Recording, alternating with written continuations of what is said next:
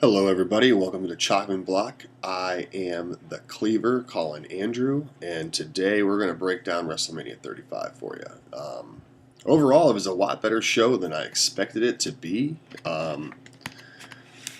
for as long as it was. I was pretty happy with the show overall, though. But we're going to get right into it. First up, we have the Cruiserweight Championship match. We have Tony Nese going against Buddy Murphy, who is the champion.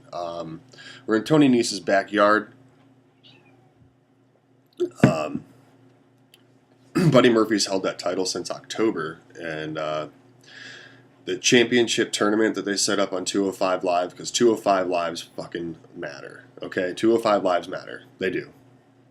And for this match to be the first match of the pre-show is complete bullshit. And that's all I'm going to say about it, because I don't want to go on a complete rant here on this video. I want to get it. It's a long show, so we're just going to get it over with. But these men deserve fucking more. Tony Nese is your new champion. This match was great. This match should have kicked off WrestleMania 35's main card, in my opinion. These two men are phenomenal athletes, and it's about time that Tony Nese got the recognition in the WWE that he deserves, because the dude is absolutely incredible. Incredible. Buddy Murphy, I'm looking forward to see what's next for him. I don't know if he'll stay on the 205 Live brand for a long time. Maybe he'll go to WWE's NXT UK. Maybe he'll go, I don't know. We'll see what's next for him, but I'm really excited to see what's next for Tony Nese. Moving on real quick, we're going to go to the Women's Battle Royal.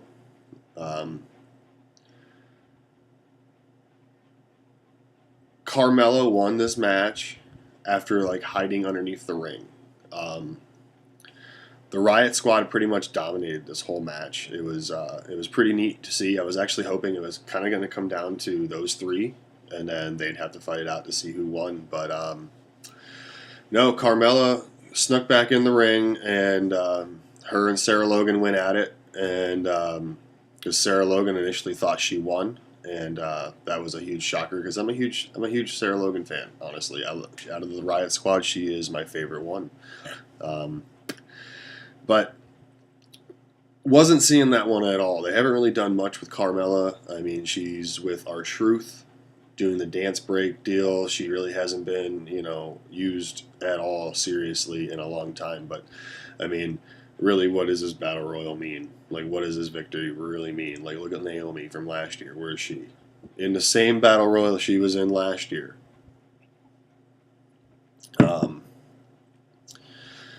Then we're moving on to the Raw Tag Team Championship match. The Revival versus the Edgeheads, quote unquote, Kurt Hawkins and Zack Ryder. We are also in Zack Ryder and Kurt Hawkins' backyard. Kurt Hawkins went into his match with a 269 match losing streak. I was really, really pushing for Zack and Ryder to pick up the victory. We all know the Revival want out of WWE. That's basically, that's been blatant everywhere. They want out. They don't really, for crying out loud, it's been how long since they've even had a televised entrance on Raw as being the WWE Raw Tag Team Champions, Hawkins and Ryder picked up the victory. Hawkins schoolboyed him and did a real fast pickup. It was awesome. I mean, it was a 13-minute and 20-second match, but Hawkins and Ryder Hawkins was out of the match most of the time. Ryder was taking most of the hits and stuff, but once he got in and did his deal, it was nice. It was cool. I'm hoping these two dudes get a rejuvenated push, because the Raw Tag Team division really needs some more teams to it, and those two guys were a good team back in the day when they were together with Edge, and they held the tag team championships over on SmackDown, and that whole storyline. But I'm happy for them. I'm happy to see the streak lose. It was kind of weird seeing Kurt Hawkins wearing the green and the white instead of the blue and the orange. But I thought it was an overall good match, and I'm happy to see that we have new Raw Tag Team Champions. I mean, how long will they hold them? Time will tell. But um, moving on, we're going to go on to the Andre the Giant Memorial Battle Royal. Um,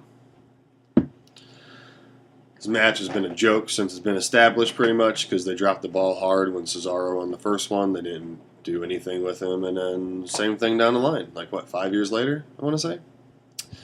Yeah. Braun Strowman ends up winning by eliminating Colin Jost from Saturday Night Live. Him and Michael, whatever his name is, I can't remember his last name right now. Michael Shea, maybe. Um, as soon as they get in the ring and the match starts, they dive out and hide underneath the ring. And it's coming down to the Hardy Boys on the apron with Braun Strowman. Braun Strowman has a hand on each of the Hardy Boys' neck. And Saturday Night Live boys come out from underneath the ring, get back in the ring, and go to pick up try to pick up Braun Strowman's legs. And you can hear Hardy's, pick him up, pick him up, pick him up. And in one fell swoop, Strowman kicks them off, pushes the Hardys off the apron, and it's now just down to Strowman, Michael, and Colin. Michael, but ends up getting caught up by Strowman and slaps him. He's like, "You're not getting away that easy," and slaps him off the apron and stuff. And he gets hung up on the ropes, and you can see him try to push himself up over the ropes and stuff, Strowman. And I don't know. And here comes Colin Jost trying to eliminate him up, trying to push him over, and nope. And Strowman picks Colin Jost up over his head and throws him outside into a crowd of superstars, and boom, Braun Strowman is your winner of your John Doe the Giant Memorial Battle Royal. After the celebration, Braun picks up the trophy over his head and celebrates, all that good stuff. It was I was hoping someone besides Braun, because it was just real too obvious. Now we move on into the opening card of WrestleMania itself. We are done with the pre-show. Alexa Bliss is out, and she introduced Hulk Hogan. And Hulk Hogan comes out, and I can't remember exactly what he was talking about, but it's Hogan. I really don't care anymore. Next thing you know, you see Paul Heyman storm down in between Alexa Bliss and Hulk Hogan and is marching towards the ring. And he gets on the mic, and he says he has just been informed that him and his client are not going on last, and they have a private jet to LA that need to get on, so they're getting this shit over with right now. This match is happening right now. And next thing you know, Lesnar's music hits. On down, Lesnar comes. Gets in the ring, does his deal. Seth Rollins gets a little video package for himself as a Beast Slayer type deal. Then you hear the burn it down. And Beast Slayer on his way out. Before the match even starts, Lesnar attacks Rollins. He's working over his back. He's thrown him in a barricade. He's German suplexed him. He's beating up his back. You can see Rollins' back is seriously messed up. There's big bruise all over it. You can see it's a real pain in the butt to deal with. And finally the match starts, after a 5-minute beatdown or so. I don't know. Let's see. Once the bell rang, this match only lasted 2 minutes and 30 seconds. Referee got knocked down, and Rollins hit Lesnar with a low blow like he did on Raw, and that set him up to hit 3 stomps in a row. And 1, 2, 3, we have a new Universal Champion, Seth freaking Rollins. Super pumped about that. Super pumped about that. Lesnar has overstayed his welcome beyond anything. Hopefully he just goes back to UFC and does his thing there for a while and then just kind of fades off into the dark. I'd be okay with that. He hasn't been relevant to me in years. Next match we have is AJ Styles against Randy Orton. Phenomenal, to say the least. These two dudes put on a really good match. Originally, I guess this match was supposed to open WrestleMania, but WWE threw us a little swerve last minute. But hey, it happens. I thought it was a good opening, a real good opening match. Technically, I mean, it went a little over 16 minutes long.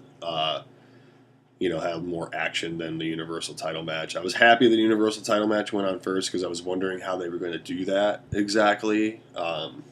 With the women's match main eventing WrestleMania last night. But I never expected it to go on first. I was maybe thinking like third, and then like ninth would go WWE title match, But hey, it is what it is. AJ Styles defeated Randy Orton. AJ got hit with an RKO and kicked out. There was a couple different stalemates between the two because they, kind of caught onto each other. Like AJ went to go for a phenomenal forearm and realized he was going to get caught by an RKO and backed himself down. It was a real technical match between these two. Supposedly, from what a couple things I've seen online, this might have been Randy Orton's last WrestleMania. Who knows in the world of WWE, but hey. Great match between the two, though. I know this isn't really much of a huge breakdown. It's more like a review, but normally I would try to have somebody else on here with me, but I just didn't have anyone to do it this morning, and I just wanted to talk about it real quick. But main concept of this show, Chopping Block, is we're going to take classic matches from the past that are some of our favorites, and just really break them down and discuss. I don't know. It's something that I don't really see done too much, especially in the No DQ area and the NXT team and all that stuff. It's mostly reviews. I just want to get a little more in depth with some classic matches and some really fine, awesome content that is out there and has happened. So, moving on, though, we're going to move on to the Fatal 4-Way Tag Match for the WWE SmackDown Tag Team Championships. Sorry. We have the Usos defending against Aleister Black and Ricochet, Rusev and Nakamura, and The Bar, Sheamus and Cesaro. Fantastic match. These four teams, three. Nakamura and Rusev, I mean, I'm not a huge fan of them as a team. I know it's just they're thrown together because they have nothing for them. But Ricochet shined in this match, and I was really pushing for them to win the titles. I mean, even though I predicted Usos in our NXT league. But after the show I saw from Ricochet and Black on Friday at TakeOver New York, and then what they did in that match, I was super pushing for them. It'll come soon, I think. But I think maybe in just a one-on-one match. Maybe at Money in the Bank. It'd be a ladder match or something between Black and Ricochet and the Usos. Who knows? We'll see. Superstar Shakeup's coming up. We'll find out. The Usos retained in this match. They hit the double splash for the victory, and it was awesome. That there was one spot where every man was in the corner and they did a suplex. Like every man got suplexed. It was just a big clusterfuck of a suplex, and Ricochet rolled through. That was amazing. That was pure awesomeness. Like everyone got to do their finisher sequence too. Just kicks after Black Mass, after Kinshasas, after Mashka kick. It was awesome. It was a really good match. It was a very entertaining match. It only went just over 10 minutes, but hey, 10 minutes of high flying can, really do some awesome work in the mind. So, hats off to these four teams, though. In the end, it was a great match. It was one of my favorite matches of the night. Always a plus to see some NXT talent shining on WrestleMania, and good stuff. Next, we have Shane McMahon against The Miz in a Falls Count Anywhere match. Shane McMahon comes out and he gets 3 intros because it's not good enough for him to be introduced as the best in the world. He needs more emphasis on everything. It wasn't good enough for him. It wasn't up to par for him. And you can see him like conducting old boy to do it right. Shane was a sneaky bastard in this match. He went over to George because George Mizanin, of course, was at ringside. Of course. He had to be for this match. And, oh, man. So Shane goes over and grabs him by his face again and pisses off Miz, and then ends up getting the upper hand on him for a while. And then Shane throws Miz up on the table, and he's going to jump from the corner post and through the announce table. And here comes George, jumping in, putting his hands up, don't do it, don't do it. And then he takes his jacket off, and he's like, all right, we're going to do this. He gets in the ring. Shane's looking at him like, are you serious? Are you serious right now? No, we're not doing this right now. No. Not happening, man. Not happening. Well, George gets in the ring and throws his dukes up, and Shane comes up and resets them, and then next thing you know, Shane takes a cheap shot at George and then starts beating him up, kicking him, and Miz comes flying out of nowhere, and this sets Miz off bad, real bad. They start fighting into the crowd, fighting into the back.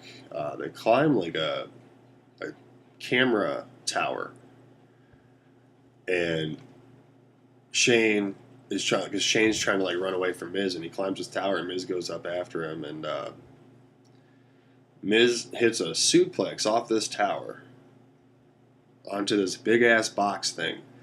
But the positioning of Shane McMahon on top of him and Miz down, the referee counted to 1, 2, 3. Winner Shane McMahon, because Miz's shoulders were down on the ground because he hit first.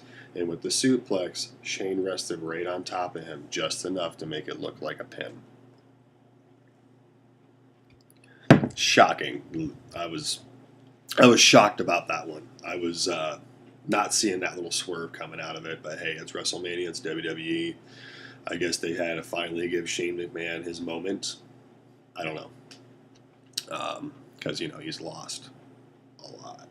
So, moving on, we got the Fatal 4-Way match for the WWE Women's Tag Team titles. We have the Iconics, Billie Kay and Peyton Royce, against the champions, the Boss and Hug Connection, Sasha Banks and Bayley, against the Samoan Slaughterhouse, Tamina and Nia Jax, against the Divas of Doom, Natalya and the returning Beth Phoenix. Great match. These women really put it on. I wasn't really sure what Nia was doing with that hairdo, though. That was not cool. But fantastic match between these 8 women. The tag team divisions isn't what it should be right now, but hey, they're working on it. There's not really many set teams. It's just been women thrown together. They really did give me a swerve, though, with the Iconics picking up the victory and becoming the new WWE Women's Tag Team Champions. I was really expecting Bayley and Sasha to hold on to them for a little bit longer, just because those titles have just been established like 2 months ago. You know what I mean? The inaugural, match happened at Elimination Chamber. So that was February. We're in April. It hasn't even been like 2 full months since those titles have been introduced, and we have 2 champions already. I just don't want to see a hot potato with those titles. But the Iconics picking them up is actually pretty cool. They haven't really done too much since coming up to the main roster. I mean, last year when they debuted, they attacked Charlotte, and it was a huge thing, and this, that, and the other, and then they just kind of faded away for a little while. But I'm excited to see what those 2 young ladies bring to it, and hopefully they have a good run. I just hope they're not just some transitional champion deal. That match went just under 11 minutes. The Miz and Shane McMahon went 15 and a half. I forgot to put that in there. But yeah, we have new WWE Women's Tag Team Champions, and it's iconic.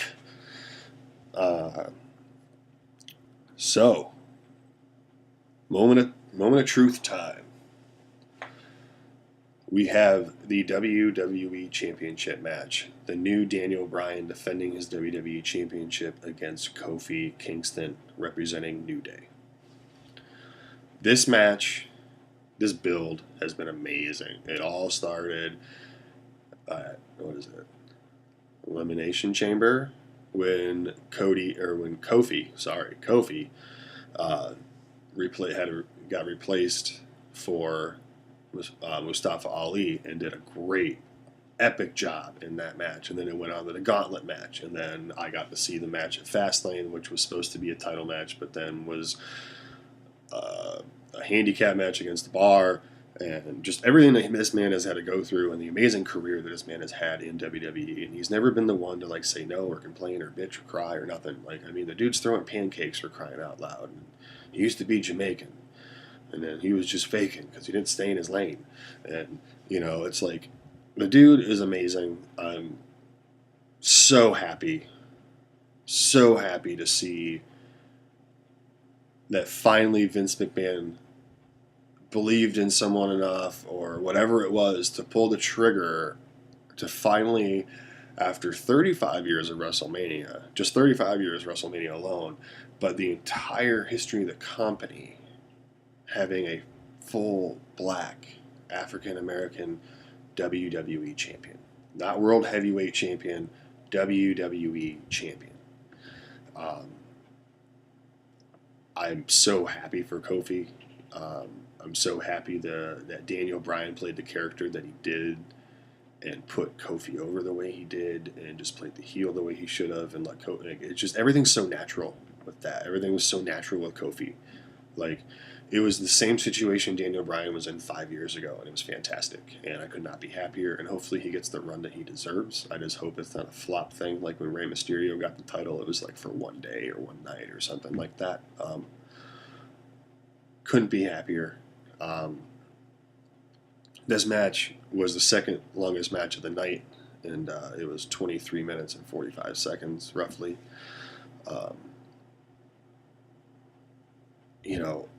Seeing the crowd reaction, WWE kind of gave it away a little bit, though, because when Big E had that package in his hand and took it over by the timekeeper's area, you could see the table that had the red velvet with a belt underneath it. What I would have done, so you can tell there's a new title under there, okay? So you can see there's a new title under there. Why is there a new title under there? It's, that's the old WWE title. So what I would have done is I would have had him win the eco-friendly one, and then on Tuesday brought back the old one. That's just me. And also WWE spoiled it, because about halfway through that match on WWEshop.com, they put up the Kofi Kingston t-shirt that was unveiled in the box that Big E pulled out. So, yeah, that kind of spoiled it for a few people too. But, hey, hats off to Kofi Kingston. Best of luck. Couldn't be happier. Couldn't be prouder. Moving on, though, we're going to go to a real short match. Samoa Joe versus Rey Mysterio for the United States Championship. Joe retains in a 1-minute squash. Rey goes to try to flip around him, gets caught, coquina clutch, and out, boom, done. Still your champion, Samoa Joe. Nothing really to say about this match except that it was a fucking squash. And the storyline leading up to it meant nothing, and at least Joe got in a card this year, whatever. Next, we got a 10-minute bout between Roman Reigns and Drew McIntyre, which I thought it was a great match against the big men. McIntyre is a beast. He's a show stealer. Honestly, the dude has it all. Roman Reigns looked good in his first pay-per-view match back since leukemia. The storyline between these two have been really good. I hope it actually still goes on for a while. And but in the long run, I'm hoping to see McIntyre Rollins SummerSlam Universal title. That's what I'm really hoping to see. Roman Reigns defeated McIntyre in this match, but man, it was a great match. It really was. I mean, it was only 10 minutes, like I said, but these dudes hit a lot of stuff in a lot of time. And Reigns looked real good out there. He did. He took the beating that he got like a man and did it in the right way. Because you know he doesn't really like to sell a lot of stuff sometimes. But him and McIntyre made each other look good that night, and it was a very good match. But I'm really excited to see more come out of these guys soon. We're on to our longest match of the night. It's Triple H versus Batista in a no-holds-barred match. If Triple H loses, he will be forced to retire from in-ring competition. He didn't lose. Spoiler alert. This was just under 25-minute match. Batista came out and he started circling the ring. He tried to get in the ring and he tripped 3 times getting in. Oh man. That shit was hilarious. Botchtista in the house. Triple H's parents were at ringside, and Batista taunted them, and his dad gave Batista the "nope, it's not going to happen, you're done" deal. Triple H comes out in this pretty badass car, all chained out and skulls and this, that, and the other. He's just hanging on the back of it with a face skull mask on, or like a little wind cover if you're riding like a motorcycle and shit. Entrance was pretty dope. You leave it to him to always have like the best entrance of WrestleMania anymore, you know?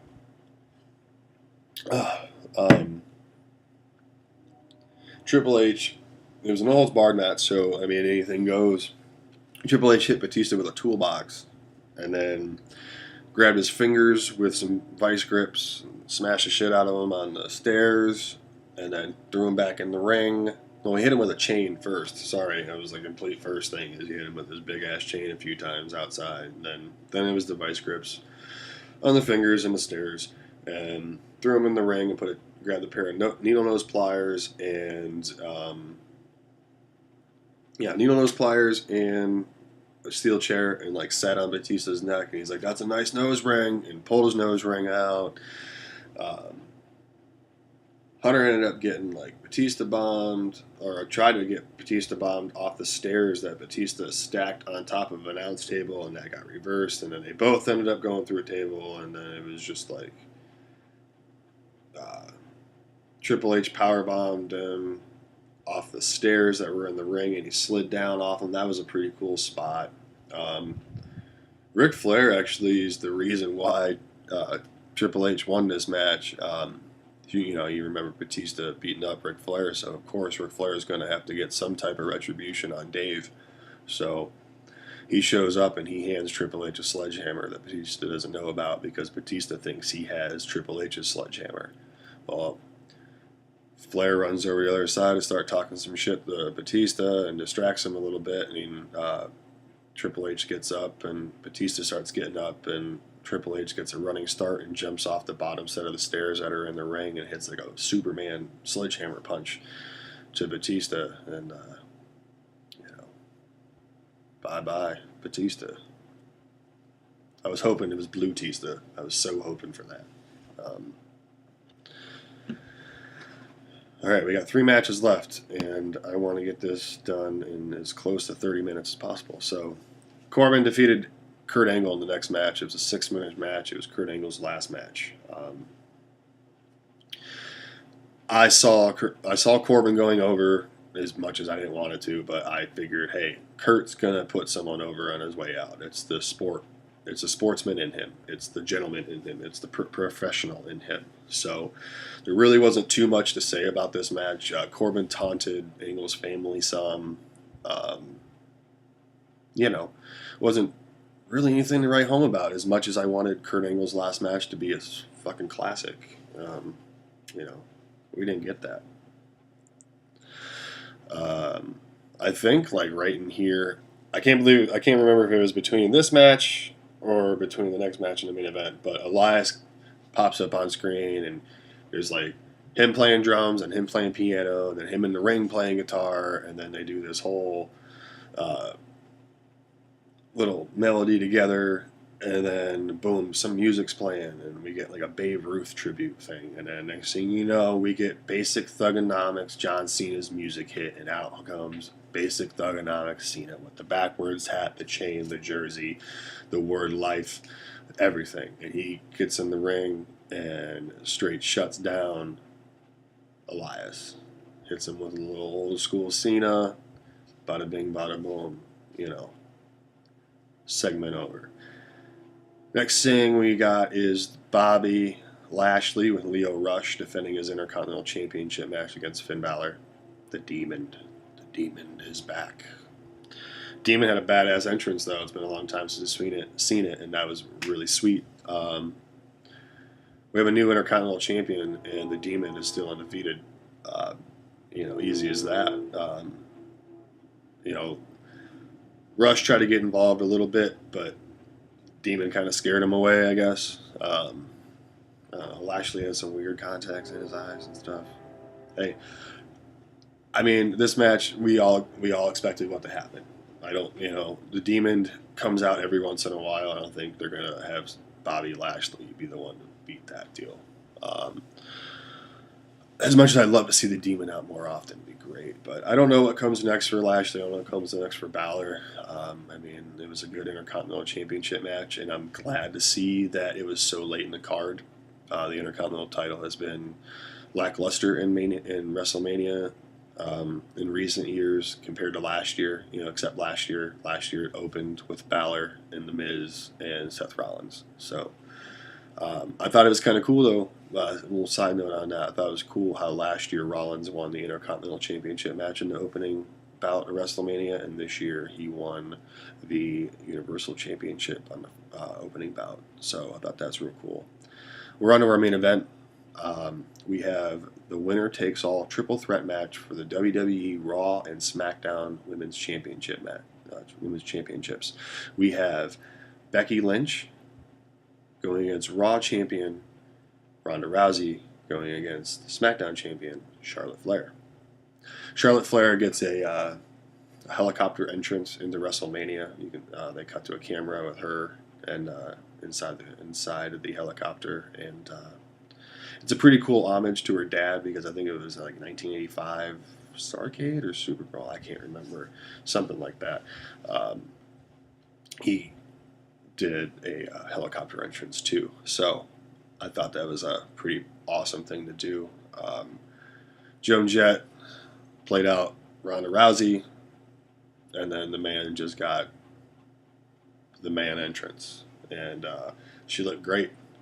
That hair, that makeup, straight fire, girl. But this was a great match. When the match started out, they didn't really know who to go after, and finally Becky and Ronda start breaking it down, and Charlotte finally gets involved, and these women gave it all. They went on the outside. They're throwing each other into the barricades. It's no disqualification, but really no weapons got involved, which is good. You know what I mean? They should just kept that. A table did get involved technically, but they went through it, but really it broke just a little bit. Ronda was talking a lot of shit in this match, telling people, "You hit like a bitch, you chop like a bitch. Tables are for bitches."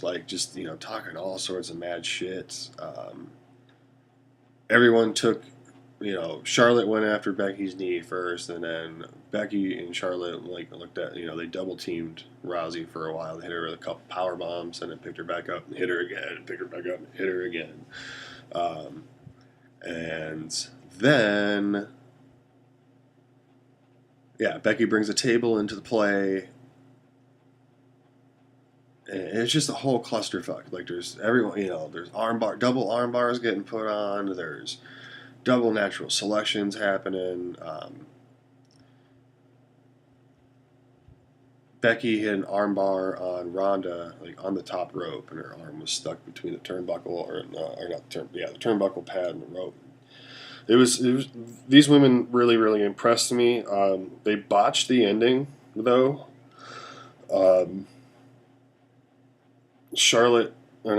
Becky hit a slide, slipped out from underneath her and rolled over and had her had Ronda's shoulders pinned down. Well, on the 1 count, Ronda bridged and her shoulders came up, but the ref still counted 2 and 3 as when her shoulders were back down. So it was, I don't know, it was a botched ending. We have a new Raw and SmackDown Women's Champion. That's Becky Lynch, the fucking man. Great match between these women. It went just over 21 minutes. First time ever a main event by the women in WWE's WrestleMania history of 35 years. I believe we have seen the end of the women's evolution. Where do we go next? We've had their own pay-per-view. They have their, each have a branded women's title on each brand. We have NXT's women's champion. We have a UK women's champion. We've had their own pay-per-view. We have a set of tag team titles. We've had main events of pay-per-views. Now a main event of WrestleMania. We have battle royals, Royal Rumbles. Like, what's next? What's next? Overall, I give the show. I'm gonna give the show a B plus, maybe. I'm just gonna say a B. It was better than I anticipated. There was a lot of things that I would have changed, but I don't work for WWE, and they don't really care what I have to say. So, it's a very long show, 7.5 hours start to finish, just a little over. So, if you have time, watch it. If you haven't, but oh man, it's so long. And I'm going to wrap this up though. I got a few plugs. You can find me on Twitter and Instagram at Colin26Andrew. You can find some content that I do over at Aftermatch Wrestling. That's all one word, AFTERMATCH Wrestling. They are also on NoDQ.com. You can follow Aaron Rift. Or not Aaron. Yeah, you can follow Aaron Rift on Twitter too, and you can follow NoDQ on Twitter, twitter.com/NoDQ. NoDQ. A lot of great content. 205 Lives Matter. My dude Noah Foster hitting those articles amazingly. Great content over there. All the stuff on NoDQ.com is great. NoDQ.com/shirts. Get yourself a shirt. You can join a group that I'm in on Facebook. It's Armbar, capital ARMBAR, exclamation point. Don't forget the exclamation point. I'm a moderator in that group. A lot of discussions, a lot of good fun stuff. Check out NoDQ.com. Check out Aftermatch Wrestling. If you like this video, please click subscribe and share. I'm going to try to do another one of these maybe next week and have somebody with me, and we're going to actually break down a match. This is just, a real quick, I try to do as quick as possible review of WrestleMania 35. So, everyone have a great day, and you all take care. I'm the Cleaver. Peace out.